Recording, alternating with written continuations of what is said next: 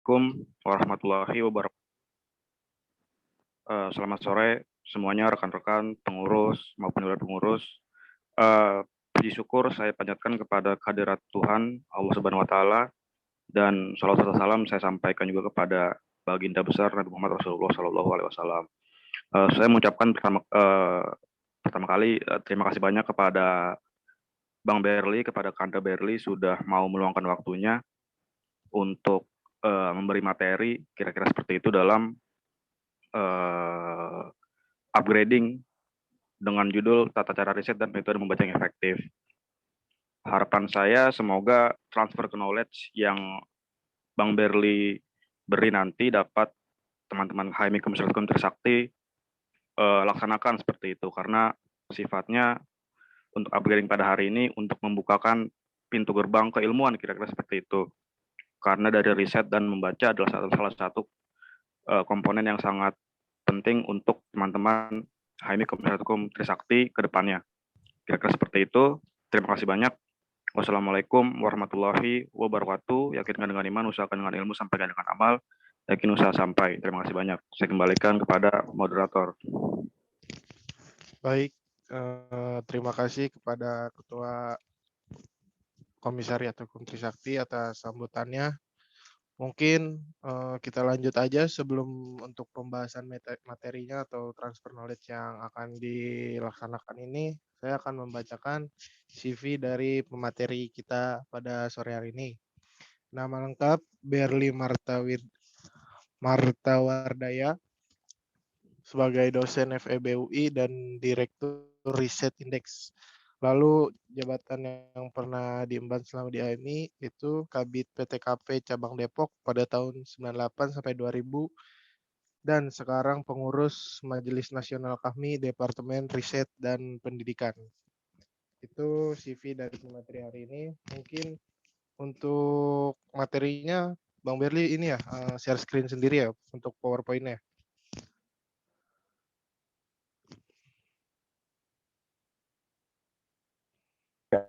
Iya, sendiri aja saya. Sendiri. Ya. Untuk waktu dan tempat dipersilakan Bang Berli. Terima kasih. Ya, ini saya sebenarnya bismillahirrahmanirrahim. Assalamualaikum warahmatullahi wabarakatuh. Ya, sebenarnya agak bingung ya sebenarnya. Jadi apa namanya? Bisa yang main langsung oke aja, tapi pas saya lihat lagi ya ada beberapa hal yang satu ya kan dari bidang ilmu kan, saya bidang ilmunya di ekonomi ya, khususnya ekonomi bangunan ya, saya juga ngajar di MM ya, ini kan Komisariat Trisakti ya, jadi kemudian sehingga metode risetnya sebenarnya agak beda ya, walaupun saya ngajar di metodologi riset di mata kuliah metode riset, tapi pasti apa namanya ya, at least setahu saya ngobrol ya punya teman-teman ya yang baik mahasiswa atau sama dosen yang hukum agak beda di fakultas hukum ya, jadi paling apa namanya, saya pikir nanti maksimal bisa manfaat 50 atau 70% maksimal banget ya, karena bidang ilmunya beda gitu ya. Iya, tapi itu juga ya ada tambahan apa namanya, membaca itu juga ya apa istilahnya, apakah lebih cepatnya atau lebih akuratnya ya. Jadi ada ya slide pendek, tapi saya lebih senang slide pendek, diagram lebih buat dijelaskan ya. Jadi lebih pada membantu penjelasan ya, bukan slide yang panjang-panjang gitu. Begitu sih. Jadi apa, kalau saya pikir-pikir lagi, menurut saya apa istilahnya, topik ini sebenarnya kurang ya, bukan yang paling cocok lah gitu. Harusnya yang Anda undang tuh yang dosen FH gitu kan, dosen FH atau memang lawyer ya, itu apa namanya ya guru besar hukum lah, misalnya kalau Prof Yusril, kalau atau yang seniornya misalnya kalau di UI gitu ya, yang KAHMI juga, jadi lebih manfaat ya. Tapi ya saya pikir silaturahmi lah gitu. Saya belum pernah, saya kenal berapa yang sakti hukum ya, apa ya, Fajri lah, Fajri yang PB kan, yang dia sebelumnya di Trisakti, baru kemudian apa ya lanjut ekstensi di UI gitu ya. Yang ekonomi ada berapa yang saya kenal juga ya, saya apa namanya masuk HMI 95 di Bogor di IPB ya, jadi pertama kali masuk ya cabang Bogor dulu, baru kemudian ikut lagi ikut UMPTN, masuk UI, ya kemudian ya jadi pendiri komisariat di FEUI gitu ya. Jadi saya dari 3 tahun komisariat di IPB, jadi sekom di FEUI, kemudian jadi ketua komisariat di FEUI ya. Jadi 3 tahun baru kemudian tahun 98 sampai 2000 jadi kabid PTKP di cabang Depok ya. Ya lengkap sebagai ya Wakabem ya waktu itu wakil ketua senat di fakultas ya. Jadi ya tapi saya nggak pernah masuk ke PB ya, nggak pernah masuk ke PB. Jadi karena udah keburu masuk S2 di Belanda waktu itu. Ya. Jadi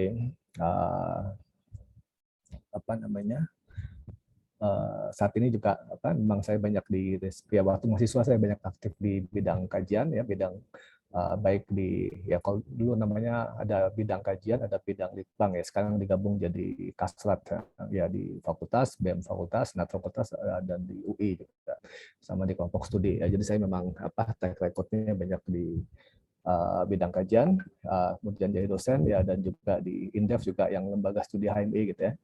Jadi Indef dibikin tahun 95, didirikan waktu itu puncaknya di masa kuat-kuat Orde Baru ya, buat menjadikan, menganalisis atau tahu ya, dan menawarkan kebijakan pembangunan yang alternatif lah, atau ya istilah para senior ya kebijakan yang lebih pro umat lah zaman dulu istilahnya. Di mana waktu itu kan yang dominan adalah ya developmentalism dan ya lembaganya ya udah baru open CSIS waktu itu. Ya, coba saya share screen-nya, belum dibolehkan, masih disable buat share screen. Mungkin host bisa tolong di enable di disable. Ya, udah bisa sekarang.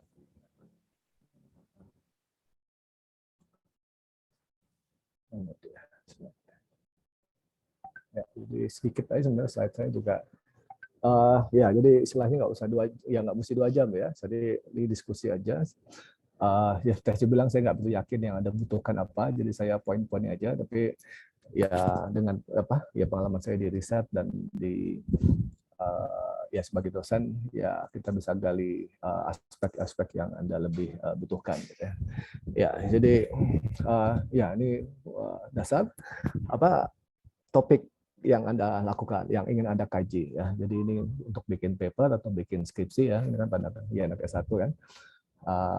Yang paling susah tuh biasanya mencari topik ya, topik apa yang penting ya, topik apa yang Anda suka tapi juga bermanfaat gitu ya. Ya karena kalau Anda suka tapi ya nggak bermanfaat ya nggak perlu seru ngerjainnya gitu. Bermanfaat tapi Anda tidak passionate ya, tidak wah ini saya pengen berkontribusi hal ini ya.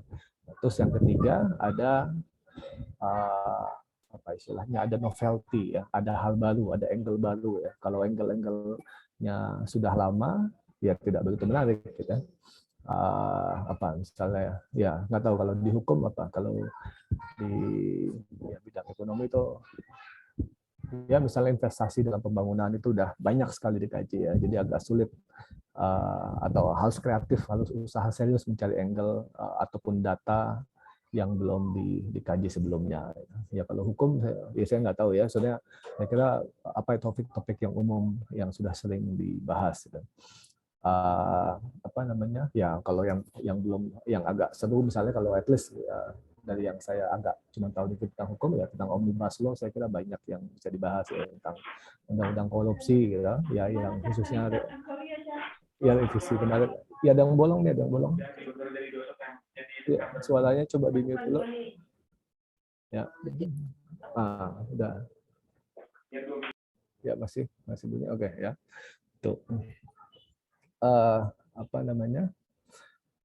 Topik ya, itu yang agak lama. Biasanya kalau ya baik saya sebagai mahasiswa dulu dan sebagai peneliti, sebagai ya dosen pembimbing ya, kalau buat skripsi yang penentuan topik ya. Tadi tidak ya. Anda tertarik topiknya, itu bermanfaat bagi masyarakat. Kedua, ada angle baru ya, walaupun pas S1 itu biasanya nggak terlalu tinggi ya, tapi at least Anda tidak hanya mengulangi ya penelitian sudah sebelumnya. Yang ada ya, buat ekonomi lebih sering jadi masalah karena ya kita kan perlu data, baik data sekunder khususnya. Kalau data primer tuh survei agak sulit buat level S1. Kalau bidang hukum mungkin lebih enak kan, analisis tentang pasal-pasal gitu ya, yang cukup available di publik gitu. Ya, kemudian ya tahap 2 literatur review ya, ini ya kalau saya buat tugas saja itu biasanya minimal 10 literatur ya. Kalau S1 minimal 50 saya minta mahasiswa saya bikin ya literatur review ya. Ini kenapa ya? Karena satu, Anda tidak hanya mengulangi ya. Kalau hanya mengulangi itu ya bukan level S1 lah. Kalau proses mengulangi ya, mengulangi dengan ganti data, ganti lokasi ya. Itu ya diploma lah levelnya yang mengulangi ya. Kalau S1 itu sudah ada critical thinking, ada tambahan sedikit ya. Untuk mengetahui apa yang bisa Anda tambahkan, ya Anda harus tahu apa yang sudah dilakukan gitu kan. Jadi ini jadi harus fasenya melakukan literatur review ya, karena ya khususnya mengkaji yang 3 tahun terakhir yang sudah dilakukan di topik yang Anda mau kaji ya. Jadi bikin diagram mana yang sudah dikaji, mana yang belum. Nah, itu yang masih nyambung nggak dengan passion Anda awal tadi gitu ya. Mungkin ya sini ada yang udah bikin skripsi belum? Ya, Ketua Komisi Adatnya sudah bikin skripsi belum? Ya kalau udah mungkin topiknya apa? Belum Bang, kebetulan Bang. Belum ya. Ya, kemudian gimana melakukan studinya gitu ya. Ini juga ya khususnya bidang ekonomi, bidang FISIP juga saya banyak kenal dosen-dosen FISIP dan pernah beberapa kali penelitian bersama. Itu seperti apa studinya? Studinya kan bisa studi data sekunder, bisa studi primer ya, itu nanti itu masuk ke data, bisa eksperimental gitu kan, bisa ya kalau anak teknik, anak MIPA tuh studi di lab gitu kan, jadi lihat ya gimana dalam lab ya. Jadi dan apa yang akan diukur itu harus jelas ya. Anda ukur misalnya ya penelitian yang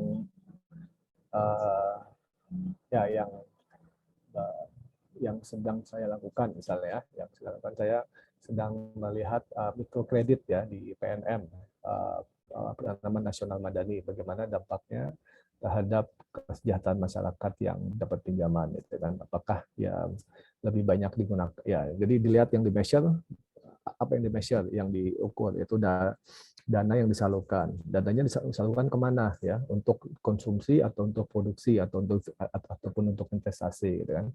Kalau untuk investasi ya setelah dapat pinjaman, bagaimana salesnya gitu ya. Jadi tahapan-tahapan seperti itu ya. Sehingga setelah kita desain studi dan tahu apa yang diukur, kepuasan ya, gimana kepuasan terhadap service, terhadap respon administrasi dari tadi PNM gitu kan. Baru kita bisa tahu kita berarti perlu data-data apa aja gitu kan. Kita perlu data. Nah, datanya bagaimana, data penyaluran, data kepuasan, berarti perlu ada data sekunder dan perlu ada data primer, biasa gitu ya. Kalau studi yang bagus itu ya di ilmu sosial ada data sekundernya, ada primernya, minimal primernya wawancara minimal gitu. Jadi kalaupun nggak bisa survei, ya kita tanya ajak diskusi FGD gitu ya, para narasumber yang terpengaruh atau berperan di dalam kebijakan ataupun topik-topik yang kita studi. Nah, ya ini ya lagi ya, makanya ini saya bilang mungkin 50% hanya manfaat bagi Anda ya, data analisis ya. Kalau di ekonomi, di ilmu sosial ya FISIP itu kita banyak sekali metode analisis ya, statistik, ekonometri gitu kan, soft system ya, jadi metode mana yang kita pakai ya, sistem dynamic ya untuk analisis gitu.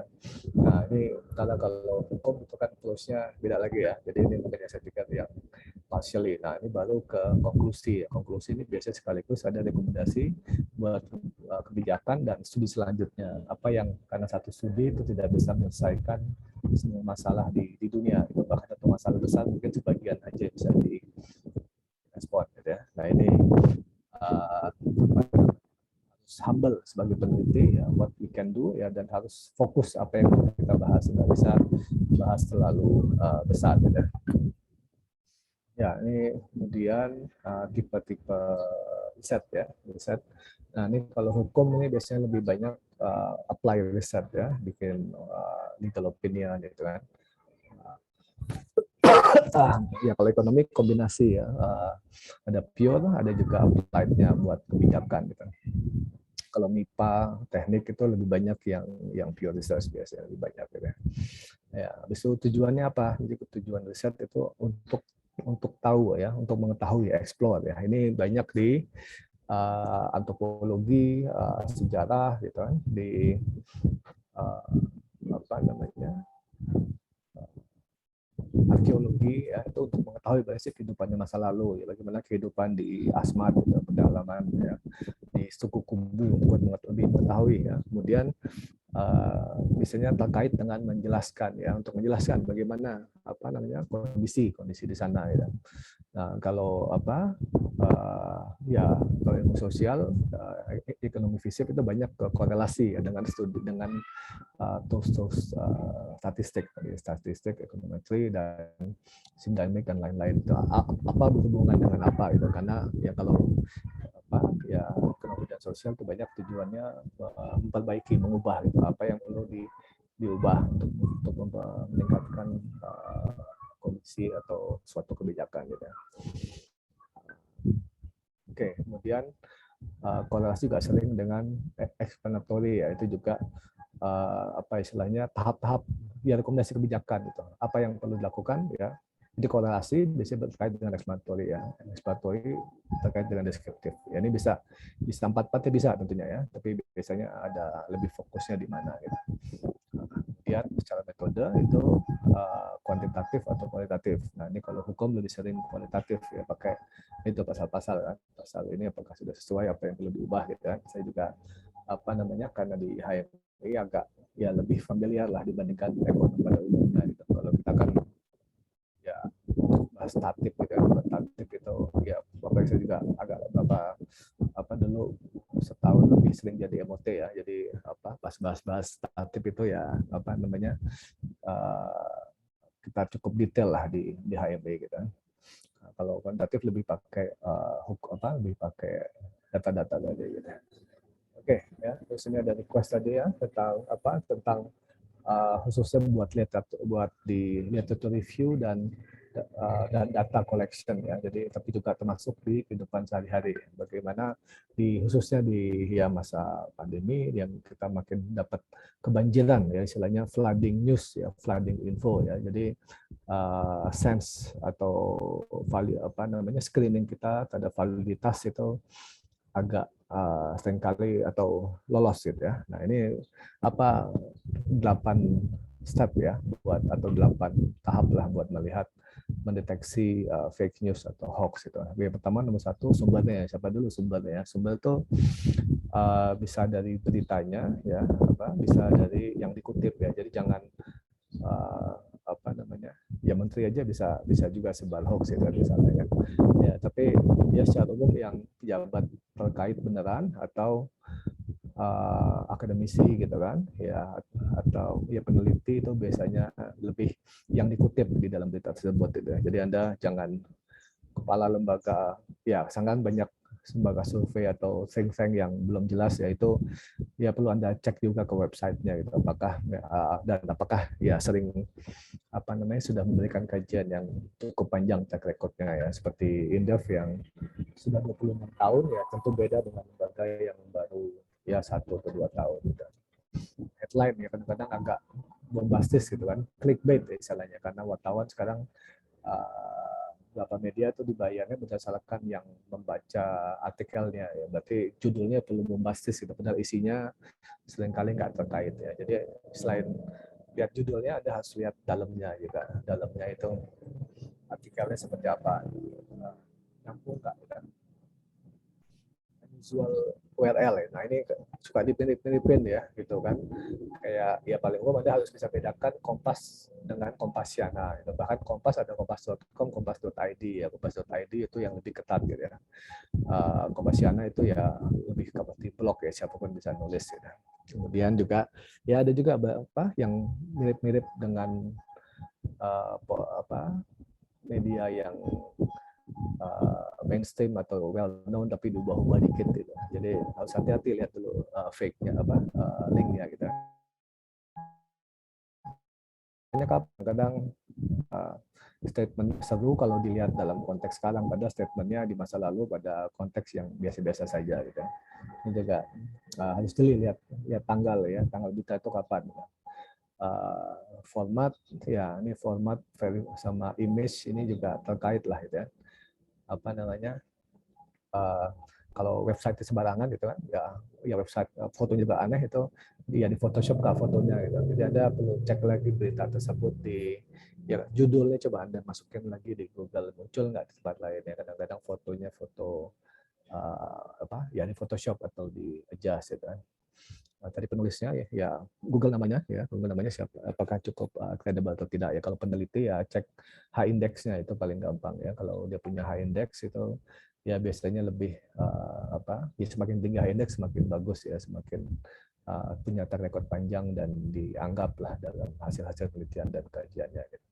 Kemudian juga harus hati-hati terhadap ya, kalau ya di khususnya Amerika dan Inggris itu mereka suka atau punya genre satir ya, satir yang bercanda gitu, bercanda ya, tapi jangan dianggap serius gitu kan ya. Kalau yang paling terkenal di Amerika itu udah di Onion misalnya. Coba saya lihat hari ini, dia tiap hari itu bikin bikin headline satir. Coba saya lihat hari ini apa di Amerika. Di Onion.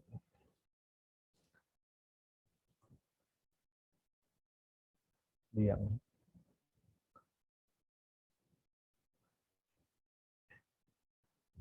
ya apa nih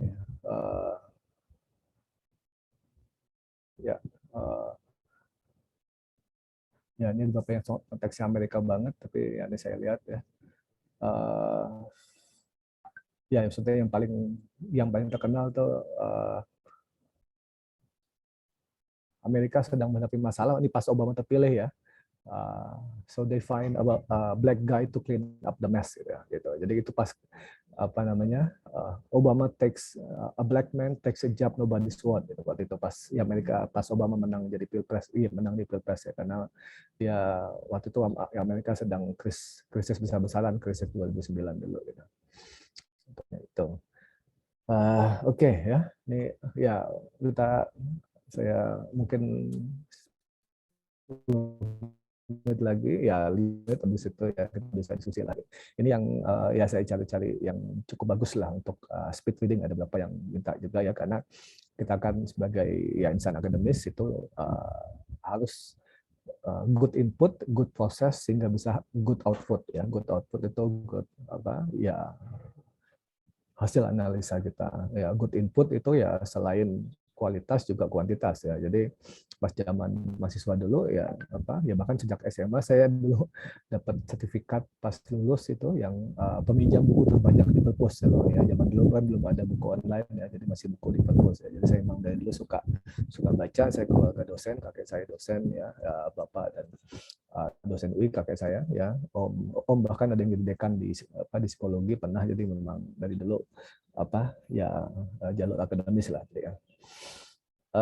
Ini ada 5 langkah ABCDE ya. Jadi untuk baca cepat ya. Jadi ya sehari itu 300 kata lah harusnya ya. Saya pernah kuliah di luar negeri kan. Saya waktu S1 pernah di Singapura, waktu S2 di Belanda dan di Italia ya. Jadi nanti kalau Anda S2 di luar negeri ya seminggu tuh ya at least 1 mata kuliah 1 halaman ya, kalau ilmu ya sosial ya.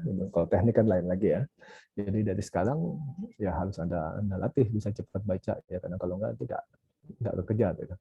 Ya, satu ya, ini resep pertama review ya. Jadi apa poin-poin yang Anda ingin pelajari tadi kan, yang Anda ingin tahu khususnya dari segi konsep, dari segi nama gitu. Kemudian ketika baca bacanya 1 blok ya, jangan 1 kata gitu ya. Ini cepat aja ya. Jadi Anda lihat dalam 1 paragraf apa keyword yang bisa dibaca semua gitu. Terus sambil baca Anda Anda ulangi lah topik-topik yang penting misalnya filsafat hukum misalnya ya.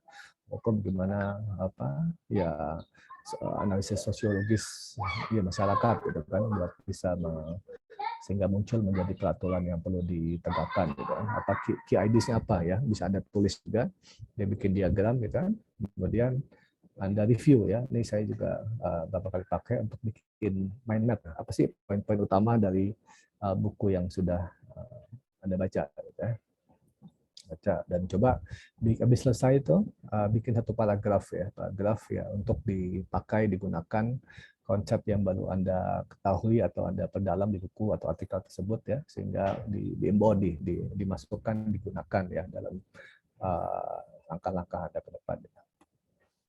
Ya, ini ya tadi saya tulis sendiri, terus saya ketemu diagram tadi ya. Tapi ini yang istilahnya intinya lah dari speed reading tadi ya. Saya juga buku saya cukup banyak di rumah ya, memang hobi baca. Ya, jadi cari dulu topik yang Anda suka ya. Ya nanti kesukaan Anda bisa meluas ya. Dulu saya sukanya awalnya ya sejarah ternyata yang berpengaruh penting itu politik dan ekonomi ya. Jadi saya banyak baca juga politik dan ekonomi, beberapa kali militer juga gitu. Jadi pengen tahu apa yang menyebabkan ya kondisi dunia seperti saat ini gitu ya. Ya jadi explore dulu yang Anda suka apa ya. Yang Anda suka nanti Anda lebih semangat bacanya gitu. Kemudian sebelum baca ya tadi apa yang Anda pengen tahu dari buku atau artikel ini gitu. Coba tulis 3 sampai 5 pertanyaan gitu. Ya jadi kalau Anda dalam Islam ya kan ini amalan biniat kan.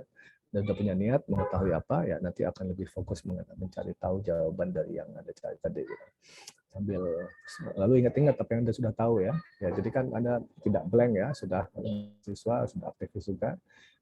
Yang Anda sudah tahu apa, yang Anda ingin tahu apa, ya baru kemudian ketika baca ya tadi cepat ke keyword ya, lewati kata-kata yang pengantar sambung ya, dengan kemudian apalagi bahasa Indonesia itu banyak sekali kata-kata pengantarnya gitu. Bikin mind map tadi, kemudian bikin summary setelah selesai. Nah, kemudian slide terakhir ini nggak ada disebut titel, tapi saya kira juga sekalian ya karena Anda sudah input kan. Saya nggak berani membahas tentang artikel tugas ilmiah ya karena itu dosen-dosen hukum lah ya, tapi saya lumayan banyak nulis tentang artikel opini. Ya udah lebih dari 100 saya nulis di koran-koran dari sejak mahasiswa pun saya udah nulis ya, udah masuk sejak mahasiswa S1. Ya, ini diagram atau sistematika umum ya buat artikel opini.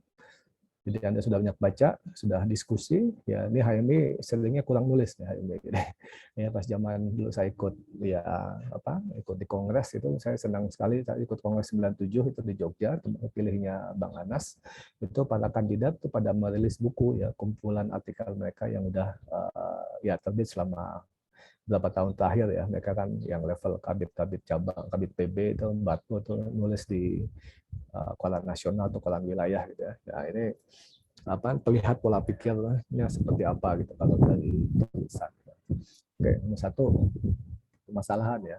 Kenapa topik ini penting ya? Kan ada banyak sekali topik-topik ya. Kenapa ya undang-undang omnibus, undang-undang KPK misalnya itu penting buat dibahas itu. Kenapa nggak undang yang lain? Apa dampaknya? Gitu. Terus bagaimana kondisi dan perkembangan ya katalah KPK yang saya agak ngikutin ya, KPK ya, bagaimana pembatasan korupsi ya, gimana ya dengan undang-undang baru dan komisioner yang baru itu responnya seperti apa ya, khususnya pemecatan 75 yang jadi 51 gitu kan, gimana responnya gitu, apa regulasi dan jam pemerintah ya ini yang saat ini berlaku gitu kan. Kemudian dibandingkan dengan negara lain ya, tentang korupsi seperti apa langkah-langkah negara yang bisa mengurangi korupsi di Asia Timur ya khususnya atau ASEAN ya, misalnya Hong Kong, Singapura itu yang cukup berhasil meningkat atau mengurangi korupsi, apa langkah-langkah yang mereka lakukan gitu ya, gaji penegak hukum tinggi, ada pengawasan ketat, sanksinya tinggi gitu, kalaupun terbukti gitu kan ya, KPK-nya tugasnya kalau di Hong Kong tuh mengawasi dan menangkap polisi yang utama ya, karena prinsipnya kan menyapu dengan sapu yang bersih ya, kalau penegak hukumnya tidak bersih ya sulit buat buat menangkap penjahat ya, karena juga ada penjahat di dalamnya gitu ya. Lalu ujungnya ya ini yang supaya kita tidak hanya ngomel ya, kalau opini apalagi oleh mahasiswa dan akademisi ya diharapkan ada ada rekomendasi ya, apa 3 atau maksimal 5 hal yang bisa diperbaiki untuk di Indonesia berdasarkan dari hal-hal yang telah dikaji ditulis di atas gitu.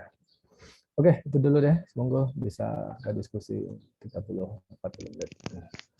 Ya mungkin kita bakal masuk ke sesi pertanyaan. Bagi yang ingin bertanya bisa raise hand aja nanti on mic atau ditulis di chat mungkin.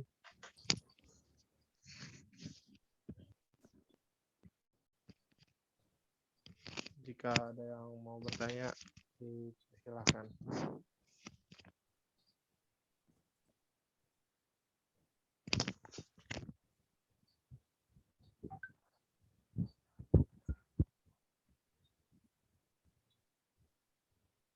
Dari saya mungkin moderator boleh bertanya kepada Bang Beru mungkin. Baik, waktunya dipersilakan. Ya Bang, jadi kalau saya mau bertanya tentang, kalau kebetulan kan dari HMI Komisaris Hukum Trisakti ini kan baru, kepengurusannya baru ya Bang ya, kira-kira baru terbentuk lah, terus kader-kader pun juga baru lulus LK1, kemudian dihantam juga dengan pandemi yang dimana apa namanya gerak dari komisariat ini masih terbatas lah, jadi lewat Zoom, sehingga apa namanya jumpa raga dan jiwa pikiran ini kurang kira-kira gitu dapatnya gitu Bang kira-kira. Nah yang mau saya tanyakan mungkin ada gak Bang saran supaya teman-teman ini dari riset atau membaca itu kan yang penting kan kalau misalnya dilakukan itu kan pasti harus ada apa ya, perasaan atau curiosity itu tadi yang tinggi gitu, atau penasaran lah. Kira-kira dari Bang Berli ada masukan nggak Bang untuk menaikkan perasaan itu gitu loh, dari supaya tingkat curiosity dari teman-teman HMI Komisaris Hukum Trisakti ini bisa tinggi kira-kira seperti itu. Terima kasih Bang. Ya, bagus ya. Itu beberapa hal saya kira ya. Satu, secara baik individual maupun secara organisasi ya. Saya juga ya katakanlah lumayan ikutin dan sering kontak lah dengan pengurus kom di FEUI ya. Saya kalau saya bilang kakak pembina, tapi kalau dari dulu ya HMI memang seniornya memang turun mengkader gitu kalau misalnya HMI gitu. Apalagi ya setelah saya jadi dosen 2007, jadi di kampus lebih sering bisa kontak dan mengamati lah perkembangan kader-kader. Jadi nggak tahu ya kalau di Sakti, kalau di FEUI ya juga di UI masalah besar itu cari ruangan ya. Ruangan mau kumpul mau diskusi itu susah gitu. Jadi pas ya saya pengurus komisariat, pengurus cabang itu masalah besar ya. Sehingga di Selasa atau istilahnya kalau itu kan dia bukan gedung bertingkat ya, gedungnya cuma tingkat 3 tapi ada ya titik yang bisa duduk ngeliung lah gitu. Nah itu kayak kumpul gitu ya. Kadang-kadang pakai ruang kelas yang kosong ya udah masuk aja gitu kalau nggak ada yang pakai gitu. Makan kita nggak bisa pastiin ruang kelas mana yang kosong ya, jadi agak sulit juga gitu. Jadi udah kumpul di lantai 3, nanti kita cari ruangan yang kosong gitu ya, sore-sore. Tapi itu juga tidak mudah ya. Sehingga di sisi lain justru ya pas saya jadi dosen ya saya bisa minjem ruangan, apalagi pas ya jadi petinggi dekanat ya, bisa bantu adik-adik ya, buat pinjamin ruangan. Tapi ya justru dengan masa pandemi sekarang kan tinggal bikin link video call kan. Jadi sebenarnya ya memudahkan in one way ya. Nah, cuman sisi lainnya bagaimana supaya mau allocate waktu ya, mau join, mau login ya ke acara yang disiapkan. Nah, itu harus bermanfaat ya. Nah, ini kalau konsep ekonomi ya, kalau misalnya yang kita pakai ya demand driven ya, harus tahu apa kebutuhan mahasiswa gitu. Kalaupun belum sadar bahwa itu kebutuhan harus dimunculkan ya. Ya kalau yang sering saya bilang ya tetap kan kita jadi mahasiswa S1 sebentar kan, 3-4 tahun ya. Jadi apa yang dibutuhkan skill setelah lulus ya. Kalau IPK tinggi aja tidak cukup ya zaman sekarang ya. Jadi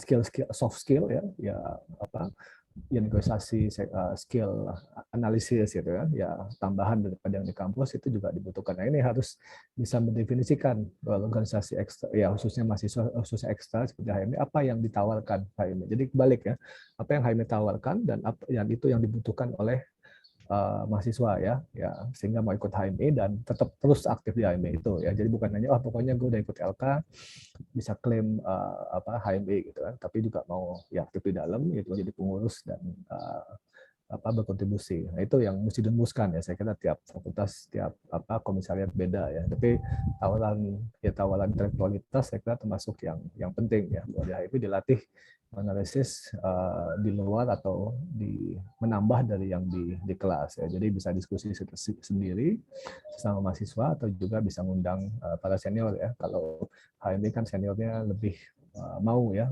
lokasi waktu ya, apalagi sama zaman Zoom, bisa di rumah aja bisa 1 jam gitu ya. Gitu. Jadi bisa diskusi dengan para dosen atau para ahli hukum ya untuk menambah analisisnya gitu. Memperkuat skill ya sehingga ketika lulus ya jadi lawyer yang tangguh.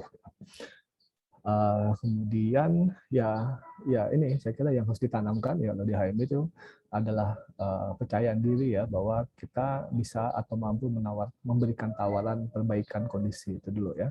Kita jadi orang-orang yang ya sebaik-baik manusia kan paling bermanfaat bagi orang lain kan. Nah di HMI khususnya Komeva ya ini bisa bermanfaat. Nah itu baik, dan untuk itu ya perlu mengasah diri ya. Jadi sebelum lebih banyak ketika makin terasah maka makin bisa manfaat yang diberikan. Di antara opsi-opsi yang juga sudah saya lakukan itu ya mencari kompetisi-kompetisi lomba-lomba ya. Jadi mendorong ya para anggota untuk ikut lomba-lomba tersebut ya sambil ya ketika mempersiapkan bahan, ya persiapkan paper juga dibantu oleh kom-kom yang lain. Gitu. Terus tapi khususnya dosen apalagi dosen di FH Trisakti, apalagi kalau ada pimpinan fakultas yang juga HMI itu sekali-sekali diundang tuh biasanya memberi semangat lebih lah bagi anggota-anggota baru ya plus juga alumni dari FH Trisakti yang ya sudah cukup bagus atau besar kiprah di masyarakat gitu, sehingga yang kalau di luar forum HMI agak lebih sulit mungkin buat ketemu. Nah itu yang di antara bisa ditawarkan ya oleh Komeva. Jadi harus berani berkaca ya. Apa kelebihan, apa yang bisa ditawarkan ya. Dan itu yang kemudian dijadikan bagian dari program ya, baik ketika mengajak mahasiswa baru atau ketika sudah jadi anggota ya. Ada tahap-tahapnya ya. Yang sedang saya dorong juga di UI itu bikin korkom jadi untuk bidang keilmuan itu per fakultas, tapi yang keagamaan itu oleh korkom, oleh UI-nya gitu. Jadi ya kenapa juga kita adalah ada I-nya ya, himpunan mahasiswa Islam, bukan himpunan mahasiswa Indonesia atau himpunan mahasiswa Istana gitu. Kalau kata Rocky Gerung. Ya, jadi Islamnya juga perlu dikaji kan. Kita harus dulu kan gerakan tarbiyah itu kan juga awalnya dulu para senior-senior HMI yang lebih concern atau fokus di bidang keislaman ya. Jadi kita dengan saat ini mereka yang justru lebih politik daripada kita ya, kita juga harus memperkuat kajian keislaman. Oke, itu dulu deh. Ya. Mungkin Saudara Arlin sudah cukup untuk jawaban dari pemateri. Cukup. Mungkin bisa yang lain tuh, Noval. Ya mungkin yang mau rasain tadi Haikal. Mungkin Haikal bisa on mic dulu untuk bertanya. Nanti baru selanjutnya yang di chat dibacakan. Silakan Saudara Haikal menyalakan mic-nya atau kameranya.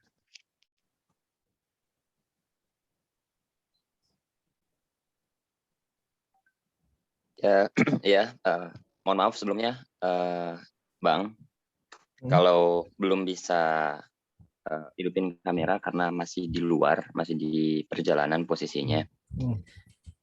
Sebetulnya mau ini aja sih, Bang Berli, untuk meminta dan mengajak Abang untuk melakukan, ya kita buat diskusi berkelanjutan dengan HMI Komisariat Hukum Trisakti terkait dengan isu-isu ekonomi yang ada pada hari-hari ini, dan juga bagaimana kita bisa membaca rezim ekonomi politik di era pandemi seperti hari ini dan komparasi rezim ekonomi politik Indonesia dengan negara-negara lainnya, atau kita bisa juga melakukan diskusi terkait dengan komparasi kebijakan ekonomi di negara yang corak dan formal kekuasaannya adalah formal kekuasaan yang federal ataupun negara kesatuan gitu. Apa yang menjadi perbedaan paling mendasar dari ekonomi di negara kesatuan seperti Indonesia dan negara-negara federal seperti Jerman, Australia, Amerika Serikat. Mungkin seperti itu sih Bang, lebih kepada permintaan untuk melakukan kita diskusi yang berkelanjutan bersama dengan Indef, Abang dan Komisaris Hukum Trisakti. Terima kasih sebelumnya Bang.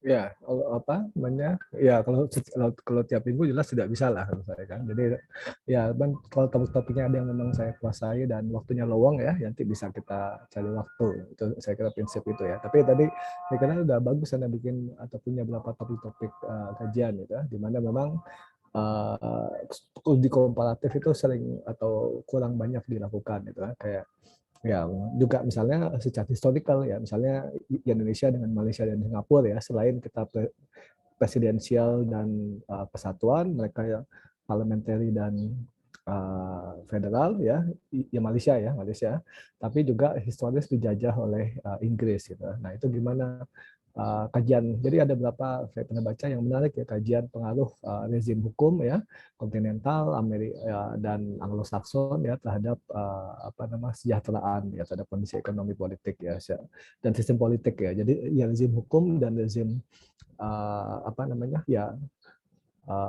sistem politik yang digunakan yaitu pengaruh terhadap ekonomi. Itu juga topik-topik yang Anda bisa kaji lah gitu kan, bisa Anda kaji ke depan gitu. Dan juga pengalaman saya sendiri ya, saya dulu aktif di kelompok studi mahasiswa UI ya seniornya ya di antaranya ya Muhammad Kodari dulu ketuanya pas saya masuk, ada Fadlizon, ada Jai Piliang gitu.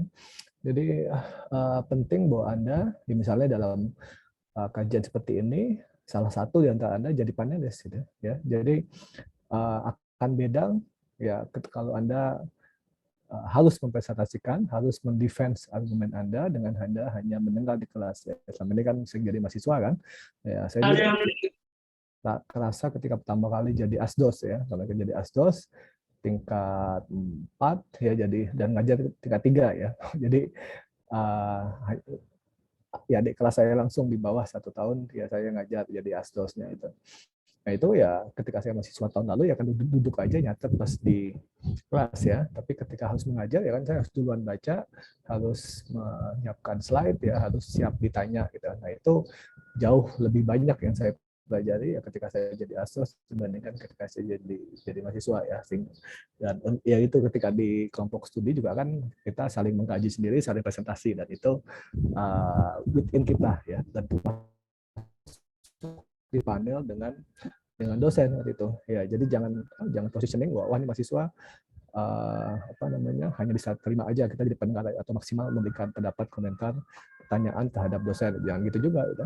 Ya jadi lagi dengan masa sekarang ya zaman saya dulu kan ya textbooknya hampir sama ya, jadi baca di perpus ya, jadi dosen hampir pasti lebih advance, lebih tahu hal-hal dibandingkan mahasiswa ya. Sekarang kan Anda bisa baca ya, dan malah dosen ya sering waktunya lebih sibuk ya tidak update ya, karena ya sudah cukup tahu tapi tidak update yang baru-baru ya, sehingga mahasiswa bukan tidak mungkin ya bisa lebih atau bisa memberikan angle-angle lain ya dari topik yang dikaji. Itu saya kira ya. Jadi jangan positioningnya wah cari bisa terus ya, tapi Anda justru ini sparring partner ya, sparring partner kayak latihan tinju ya, Anda cari sparring partner yang lebih jago dari Anda supaya Anda belajar dapat jurus-jurus baru ya, tapi bukan hanya sebagai ya pendengar pasif gitu.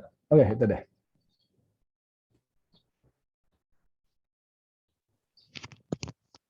Baik, mungkin untuk Saudara Haikal untuk jawabannya sudah bisa diterima atau masih ada kekurangan? Baik, sudah cukup. Terima kasih banyak Bang. Mungkin selanjutnya Bang, pertanyaan selanjutnya dari Muaz Abdul Aziz. Bagaimana cara memilih topik penelitian yang sekiranya dapat menarik para audiens Bang?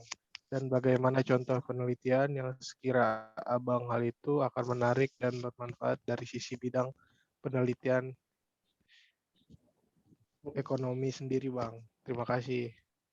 Ya, itu dia, makanya ya saya agak ragu kan buat ngomong juga karena topiknya topik Ya saya lebih tahu topik ekonomi penelitian kan dibandingkan yang kalau ada kan topik hukum ya. Tapi ini coba lihat. Ya ini contoh aja bidang ekonomi ya. Jadi ya, ini slide saya di aspek penelitian ya. Ya, oke, kirim satu ya. Waktu itu kan lagi ramai dulu P3I ya. Kalau sekarang mungkin dampak infrastruktur ya terhadap permintaan tenaga kerja, apakah mengurangi pengangguran atau tidak, itu topik yang standar lah gitu, standar ya. Ya kemudian dampak dari investasi, yaitu juga umum lah kalau di ekonomi, dampak investasi terhadap kesejahteraan masyarakat lokal gitu. Habis itu yang ya katakanlah mulai agak tidak umum gitu ya. Gimana dampak redominasi rupiah kan, katanya mau dihilangin ya, 3 atau 4-0 mau dihilangin. Nah itu gimana caranya gitu. Nah ini kalau di survei ya karena belum terjadi kan, berarti nggak bisa dihitung dampaknya. Berarti kalau di survei orang apakah mengaku mereka bisa terbantu, atau selama ini kalau terbantu berarti selama ini terganggu ya dengan banyaknya nol ya, itu kan berarti mengakui kelemahan diri sendiri. Itu nggak banyak orang yang mengakui gitu. Biasa. Nah, ini perlu metode yang berbeda ya. Jadi bukan hanya survei tapi perlu metode eksperimental itu yang saya juga ngajar itu. Jadi metode yang metode studi yang agak baru gitu. Nah, kemudian misalnya nih yang lebih bermanfaat itu SMK atau SMA. Nah, ini gimana caranya gitu. Nah, ini kalau di ekonomi ya kita cari harus tahu datasetnya ya, dataset yang melihat perkembangan orang selama hidupnya ya. Jadi dari dia sudah di usia kecil ya sampai dengan usia, jadi ada yang dataset yang ngikutin ya. Jadi bisa dilihat kalau dia termasuk yang ya hasilnya kita bisa pisahkan mana yang SMA, mana yang SMK ya, lalu tidak kerja sehingga sama-sama tidak kuliah gitu ya, sehingga sama-sama habis SMA atau SMK langsung kerja. Nah, itu kita bisa bandingkan gimana pendapatannya setelah lulus SMA atau SMK gitu kan misalnya. Nah ini ya misalnya topik-topik yang lebih tidak umum ya, ini gimana preferensi etnis ya, kalau Indonesia kan etnis bukan rasial ya, apakah ada perusahaan-perusahaan tertentu yang lebih memprioritaskan menerima perusahaan sebagai pegawai baru ya, misalnya ya mata kilar Cido muncul betul nggak lebih prefer orang Jawa gitu kan ya, perusahaan apalagi ya perusahaan ya tambang Sumatera betul nggak lebih prefer orang Sumatera gitu ya kayak gitu. Nah ini nggak bisa, metodenya nggak bisa kita tanya ke perusahaannya kan, perusahaan pasti bilang wah ini kami terbuka semuanya, equal opportunity pasti ya, karena itu bukan hanya etika tapi juga bisa dituduh melanggar hukum ya dengan preferensi ya, sehingga tapi kita nggak punya data spesifik ya, nggak punya data distribusi etnis di perusahaan gitu kan, kita ya, dan minta pasti nggak dapat gitu kan ya. Jadi gimana caranya gitu. Jadi ya ini yang waktu itu saya sudah lakukan ya, kita bikin CV kita cari mahasiswa yang CV-nya mirip-mirip ya IPK-nya ya nggak cum laude ya, yang aktifnya sedang-sedang, yang level ketua BEM nggak level ketua kom lah gitu, level sedang-sedang lah, ikut 1-2 panitiaan organisasi gitu. Tapi background-nya dari ya ada yang nama Jawa, ada yang nama Batak, nama Chinese gitu kan, nama habis itu yang nama yang kuat Islamnya lah gitu. Nah itu kita sebar CV-nya ke perusahaan-perusahaan yang lagi memang beneran buka. Nah itu kemudian kita lihat apakah ada perbedaan signifikan antara yang diterima dan yang ditolak gitu. Antara ya targetan di perusahaan-perusahaan tersebut yang kita agak curigai lah gitu. Nah gitu caranya. Jadi metode ya saya bilang kalau di ekonomi itu metode cukup beragam ya. Makanya ini saya nggak cukup update ya seperti apa metode di hukum ya. Ya, ini kita jam 5 aja ya. Jam 5. Saya ada call lain. Ya Bang, mungkin pertanyaan selanjutnya juga nih. Sedikit lagi nambahan ya. Topik ya, tapi itu ya. Jadi cara saat ini yang istilahnya satu, milih topik ya Anda lihat sejauh mana topik itu sudah di studi ya. Jadi Anda perlu bikin ya kan sekarang kan ada Google Scholar ya, Anda bisa lihat topik yang Anda setuju tuh Anda ingin kaji, sudah banyak yang dikaji kan. Ya, terus Anda bikin peta, approach-nya gimana, approach A, approach B, approach C, nah, kemudian mana yang paling cocok di Indonesia gitu. Jadi kalau topiknya itu sangat sedikit gitu ya, itu antara Anda menemukan apa ya istilahnya tambang emas ilmiah itu wah ini bisa Anda kaji panjang ya.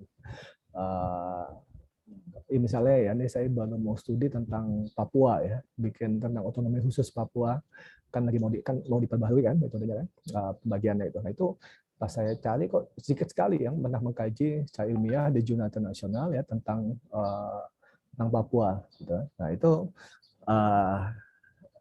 ya terutama sepertinya karena susah cari data ke sana ya, susah cari data primer, tapi data sekunder kan ada kan. Nah data sekunder kan bisa dianalisis gitu ya. Jadi cari di literatur review ya itu nomor satu ya. Kemudian ya Anda konsultasi lah dengan orang yang lebih tahu ya, dengan dosen-dosen ya, dengan senior ya, dia peneliti di bidangnya, bidang hukum khususnya, ya gimana tentang topik ini gitu.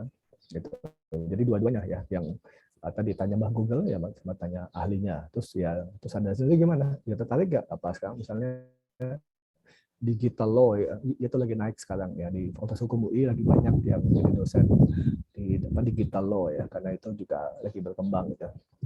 Jadi yang belum ada tapi Anda lihat potensi masa depan bisa jadi layak buat Anda kaji saat ini gitu.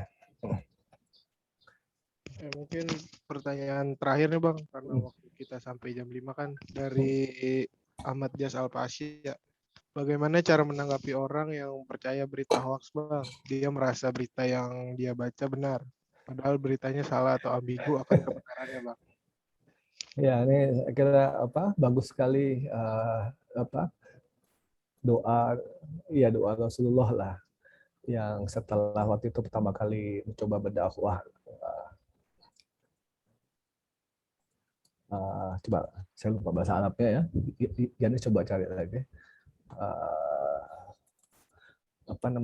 Ya maafkanlah ya dan juga ada di Quran gitu. Karena mereka tidak mengetahui gitu kan. Jadi ya udah ini kan ini saya istilahnya ini satu topik yang sering saya ajak diskusi anak-anak HMI UI lah gitu. Satu, sejauh mana sih peran ataupun kewajiban sesama muslim gitu kan. Ya, ini kita yang diwajibkan tuh watawasau bil haq, watawasau bis sabr gitu. Jadi dua hal di situ ya. Jadi mengingatkan ya tentang hal yang baik dengan cara yang baik ya, sober ya, dengan halus, dengan santun gitu ya. Jadi cara juga penting karena itu dan bukan atau ya. Kalau atau itu kan salah satu aja gitu. Ya, tapi kewajiban kita tuntas sampai mengingatkan ya. Kalau nggak bisa ya udah itu urusan Tuhan lah itu.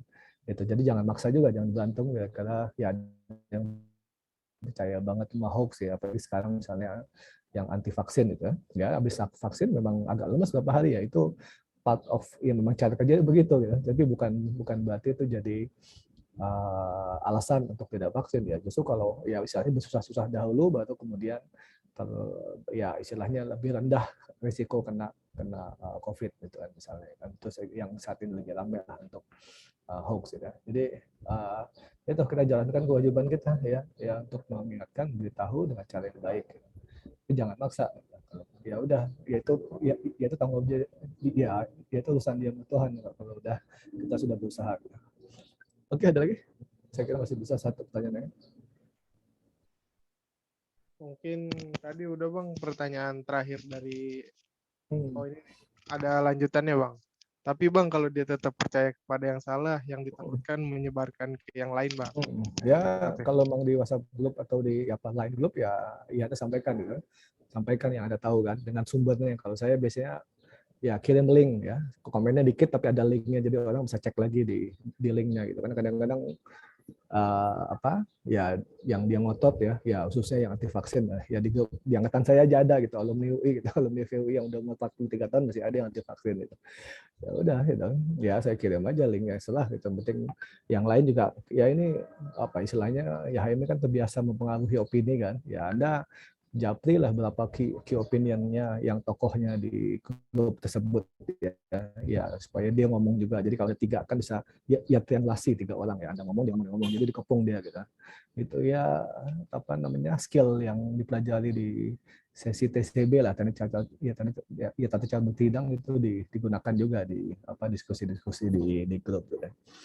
Ya sekarang saya nanya ya pengen tahu aja kalau menurut apa ya kalau tokohnya alumni FHT Sakti siapa tokoh kaminya pengen tahu aja saya.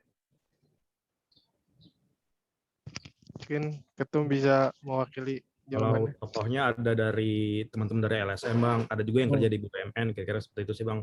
Tadi ada juga tokohnya dari Lokataru, anak bawahannya Bang Haris Azhar. Haris Azhar ya. Ya.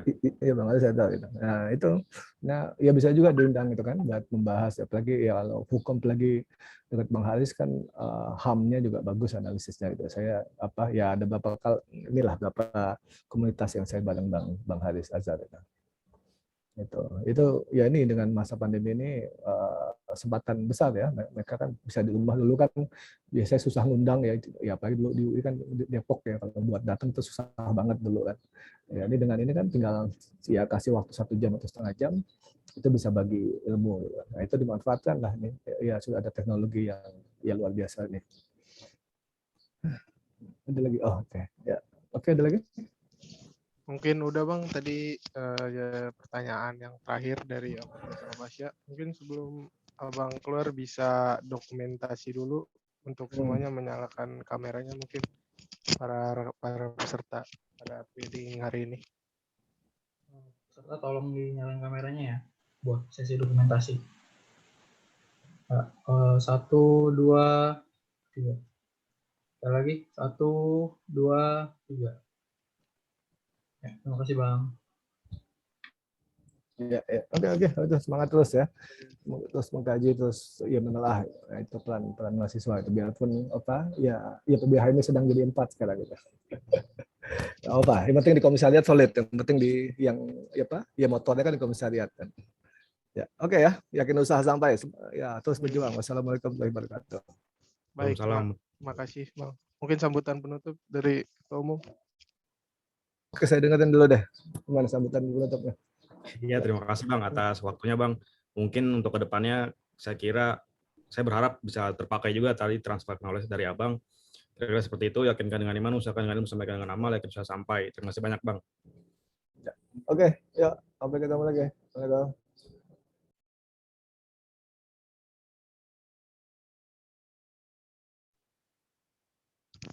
Ya gimana Tom?